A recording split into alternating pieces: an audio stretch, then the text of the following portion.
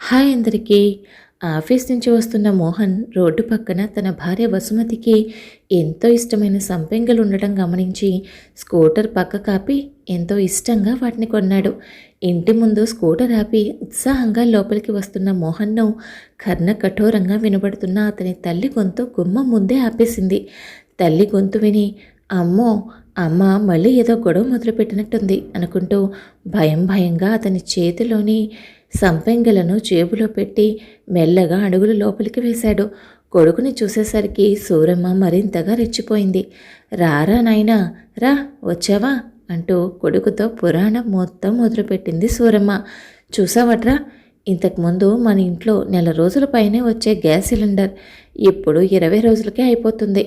Current bill, పాల bill, కిరాణా bill ఇలా ఒకటేమిటి అన్ని ఖర్చులు డబుల్ పెరిగాయి అంది నిట్టూరుస్తూ. తల్లి మాటలు విన్న మోహన్, ఏమైందమ్మా, ఉన్నట్టుండి అంత తేడా ఎందుకొచ్చింది అని అన్నాడు. అయ్యో పిచ్చి మహారాజు, నువ్వు ఇలా అమాయకంగా ఉన్నావు కాబట్టేరా నీ పెళ్ళం నిన్ను కొంగుని కట్టేసుకుని ఇలా ఆడిస్తుంది. ఇంకా అర్థం కాలేదురా, నీ పెళ్ళం వెంటేసుకొచ్చిందిగా తమ్ముడు చెల్లెలు పేరుతో 2 అనాథల్ని.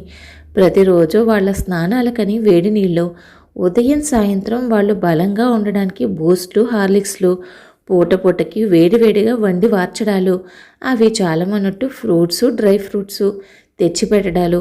ఇది ఇలాగే సాగితే ఇల్లు గుల్లైపోతుందిరా బాబు అంటూ సాగదీసింది సూరమ్మ. పోనీలేమ్మా, చిన్నపిల్లలు, వాళ్ళేమీ బయట వాళ్ళు కాదు కదా, అయినా తను కూడా కష్టపడి సంపాదిస్తుంది కదా, పెడితే పెట్టనివ్వు అన్న కొడుకు మాటకు, హా ఏమన్నావు, పెడితే పెట్టనివ్వాలా, నువ్వు ఇలా ఉన్నావు కాబట్టే అది నిన్ను ఇలా ఆడిస్తుందిరా. నీ సంపాదన ఇంటికి, దాని సంపాదన ఆ అనాథలకి సరిపోతే ఇంకా అది ఉద్యోగం చేసి లాభం ఏముంది? ఇలాగే సాగితే మీరెప్పుడు ₹1 డబ్బులు వెనకేసుకుంటారు? ఎల్లకాలం ఇలాగే ఉండిపోతారా ఏంటి? రేపో మాపో మీకు పుల్లలు పుడితే వాళ్ళని ఎలా పెంచి పెద్ద చేస్తారు అంది. ఇలా మాట్లాడుకుంటున్న తల్లి కొడుకుల సంభాషణ మొత్తం వంటగదిలో ఉన్న వసుమతి చెవిలో పడుతుంది. కానీ ఎదురు ఏమీ మాట్లాడకుండా తన మనసులోనే రోధిస్తూ తన పని తను చేసుకుపోతుంది వసుమతి. అత్తగారి స్వభావాన్ని వసుమతి పెళ్ళైన కొత్తలోనే గ్రహించింది. కానీ అప్పట్లో అంత ఇబ్బంది ఉండేది కాదు. వసుమతి తల్లిదండ్రులకు తను పుట్టిన 15 సంవత్సరాలకు లేటుగా ఒక బాబు కవల పిల్లలు పుట్టారు. వసుమతి డిగ్రీ పూర్తయ్యాక ఉన్నంతలో మోహన్కి ఇచ్చి పెళ్లి జరిపించారు తన తల్లిదండ్రులు. వసుమతి తండ్రి వ్యవసాయం చేస్తూ తల్లి గృహిణిగా ఉండేది. వసుమతి పెళ్ళైన 6 నెలలకు తండ్రి పొలంలో ట్రాక్టర్ బోల్తా పడడంతో మరణించాడు. ఆ తర్వాత పిల్లలిద్దరినీ 2 సంవత్సరాలు తల్లే ఉన్నంతలో చిన్న చిన్న పనులు చేసుకుంటూ పెంచుకొచ్చింది. కానీ భర్త పోయిన బెంగతో ఆవిడ కూడా అనారోగ్యంతో ఈ మధ్యనే పోవడంతో ఇక ఒంటరైన చెల్లిని తమ్ముడిని పెంచి పెద్ద చేసే బాధ్యత వసుమతే తీసుకుంది. దానికి మోహన్ సహకారం కూడా ఉంది. వసుమతి తన చెల్లెల్ని తమ్ముడిని ఇంటికి తీసుకొస్తాను అన్నప్పుడు మోహన్ వద్దు అనలేదు సరికదా, అది నీ బాధ్యత అని తన వెన్నంటే నిలబడ్డాడు. మోహన్కి చిన్నతనంలోనే తండ్రి తల్లిని తనని చెల్లిని వదిలేసి దేశాలు పట్టుకుపోయాడు. దాంతో తల్లే కష్టపడి తనని పెంచుకొచ్చింది. చెల్లెలకి తమకు సరిపోయే విధంగా సంబంధం చూసి పెళ్లి చేసి పంపింది. మోహన్ మంచివాడే అయినప్పటికీ చిన్నతనం నుంచి తమ కోసమే కష్టపడిన తల్లిని ఎదిరించి మాట్లాడలేడు. తల్లి నోటి తురుసతనం తెలిసినా మోహన్ భార్యతో ముందుగానే అమ్మ ఏమన్నా పట్టించుకోవద్దు, ఆ చెవితో విని చెవితో వదిలేయమని అనడంతో భర్త మీద ప్రేమతో భర్త మనసును పరిస్థితిని అర్థం చేసుకున్న వసుమతి ఆ అత్తగారు ఎన్ని మాటలన్నా మౌనంగా భరిస్తుంది. అత్తగారికి తోడు ఆ ఊరిలోనే ఉండే ఆడపడుచు కూడా మాటి మాటికి పుట్టింటికి వచ్చి తల్లికి లేనిపోనివి నూరిపోసి అగ్నికి ఆజ్యం పోస్తూ ఉంటుంది. ఇలా ఉండగా ఒకరోజు సాయంత్రం వసుమతి తన చెల్లెలు తమ్ముడితో ఇంటికి వచ్చేసరికి ఆ అత్తగారి ఇంటికి తాళం వేసి ఇంటి అరుగు మీదే కూర్చుంది. వసుమతి తలుపు తీయమని ఎంత బ్రతిమలాడినా ఒప్పుకోలేదు. ఆ అనాథలు ఉండాల్సింది ఇక్కడ కాదని, అనాథాశ్రమంలో అని, వస్తే వాళ్ళని ఆశ్రమంలో చేర్పించి నువ్వు ఒక్కదానివే రావాలని, లేదంటే వాళ్ళతో పాటు నువ్వు కూడా వెళ్ళొచ్చని తెగేసి చెప్పేసింది. చాలాసేపటి సంభాషణ తర్వాత అత్తగారి మాటలు పనులతో అప్పటికే విసిగిపోయిన వసుమతి, సరే అత్తయ్య, మీరు చెప్పినట్టే చేస్తాను, తాళం ఇవ్వండి అంది. కోడలు తనకు భయపడి ఆ పిల్లని అనాథాశ్రమంలో చేరుస్తుంది అనుకుంది సూరమ్మ. కానీ వసుమతి లోపలికి వెళ్ళి సూట్ కేసులో పిల్లల బట్టలతో పాటు తన బట్టలు కూడా సర్దుతుంది. అంతలో మోహన్ ఇంటికి రానే వచ్చాడు. విషయం మొత్తం తెలుసుకుని జరుగుతున్నదంతా చూసి భార్యను ఆపాడు. నన్ను ఆపకండి. ఇప్పటి వరకు మీ మొహం చూసి జరుగుతున్నవన్నీ పంటి బిగువన భరిస్తున్నాను. ఒంటరైన నా తమ్ముడి చెల్లెలి బాధ్యత నేను తీసుకోవడం అంత నేరమా? వాళ్ళ ఖర్చులకు తగ్గట్టు నేను కూడా సంపాదిస్తున్నాను కదా. మీ డబ్బుతో ఏమీ వాళ్ళని పోషించడం లేదు కదా. ఓవైపు ఇంటి పని, మరోవైపు ఆఫీస్ పనితో ఒంటరిగా సతమతమవుతున్నా ఏనాడు ఒక్క మాట కూడా మాట్లాడలేదు నేను. ఆ పిల్లల ముఖం చూసైనా మీ అమ్మగారికి కనీసం జాలి కలగడం లేదా? నేను ఉండగా నా తమ్ముడు చెల్లెలు అనాథలు కారు. వాళ్ళని అనాథాశ్రమంలో వేయాల్సిన కర్మ నాకు లేదు. అత్తయ్య మాట ప్రకారం వాళ్ళని తీసుకుని నేనే బయటకు వెళ్ళిపోతున్నాను అందే కోపంగా వసుమతి. మరి నా సంగతి నేనేమైపోవాలి అంటున్న భర్త మాటకు, మీకు నేను కావాలంటే మీరు కూడా నాతో పాటు రండి, తర్వాత మీ ఇష్టం అంది వసుమతి. నీకు నీ చెల్లి తమ్ముడు బాధ్యత నీ పైన ఎలా ఉందో నాకు మా అమ్మ బాధ్యత కూడా అలానే ఉంది వసు. నేను ఎటూ తేల్చుకోలేకపోతున్నాను. అలాగని నువ్వు లేకుండా నేను బ్రతకలేను అన్నాడు.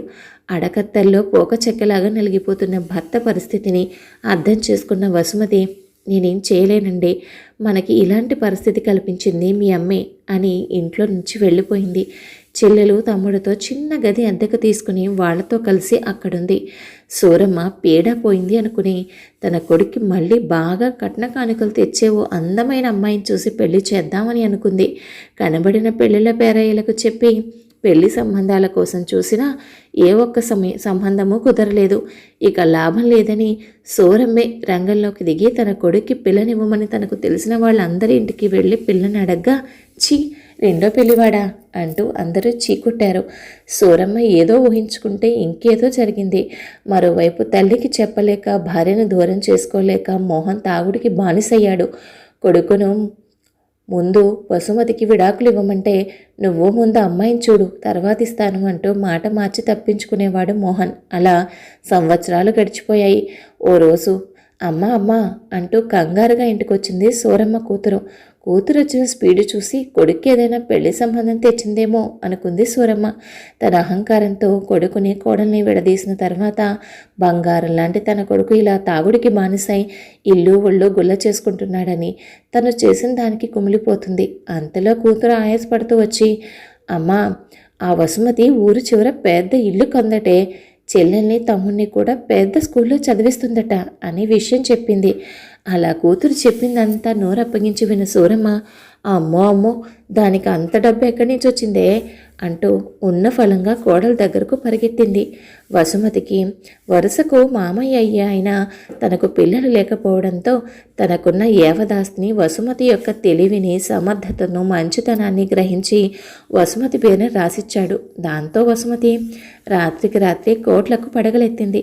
ఆ వచ్చిన డబ్బుతో ఒక పెద్ద ఇల్లు కొని తమ్ముడిని చెల్లెల్ని పెద్ద స్కూల్లో చదివిస్తుంది.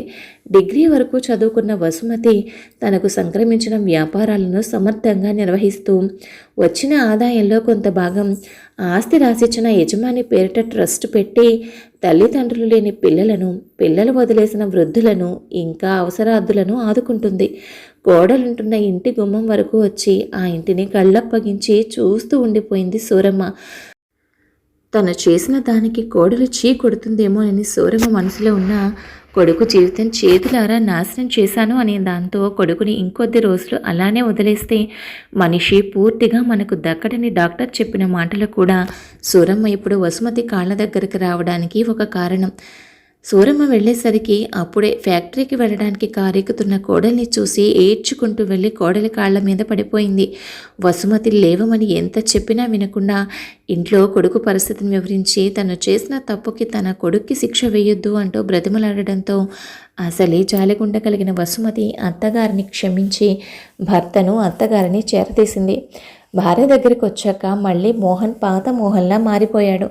అక్క తమ కోసం పడిన కష్టాలను మనసులో ఉంచుకొని వసుమతి తమ్ముడు, చెల్లెలు బాగా చదువుకుంటున్నారు. చెల్లెలకి మెడిసిన్లో ఫ్రీ సీట్ వచ్చి మెడిసిన్ కంప్లీట్ చేసింది. తమ్ముడు ఫారెన్లో MBA పూర్తి చేసి పెద్ద ప్యాకేజ్తో జాబ్ చేస్తున్నాడు.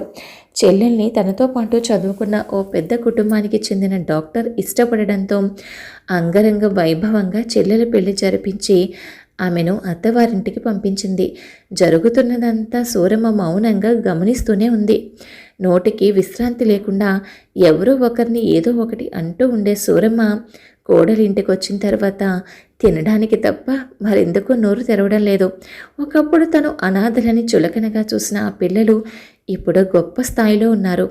ఒకప్పుడు తను ఇంటి నుంచి గెంటేసిన కోడలే ఇప్పుడు తనకి తన కొడుక్కి దిక్కయింది.